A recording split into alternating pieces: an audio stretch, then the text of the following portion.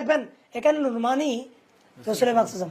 তবে আল্লামা রুহুল মানির মধ্যে, রুহুল বয়ানের মধ্যে আল্লামা ইসমাইল হক কি একটা চমৎকার ব্যাখ্যা দিয়েছেন কওমীদের জন্য, বাতিল ফেরকাদের জন্য, যে আমাদের নবীকে তারা নূর মানে না। আল্লামা ইসমাইল হক কি বলছেন, আমাদের নবীর হচ্ছে আমাদের নবীর সূরত হচ্ছে তিনটা। একটা হচ্ছে সূরতে বশরী, নবী যখন আমাদের সাথে চলাফেরা করেন তখন দেখতে অবয়ব দেখা যায় আমাদের মতো, এটাকে বলা হয় সূরতে বশরী।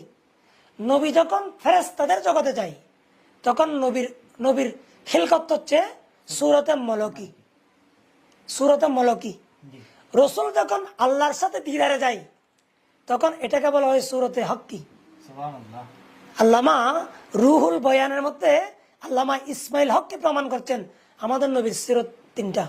এখন আপনি যদি বলেন মাটি, তা আমি চ্যালেঞ্জ করলাম কিয়ামত পর্যন্ত সূর্য যখন পশ্চিম দিকে উদিত হবে না, অতক্ষণের জন্য আমি সমস্ত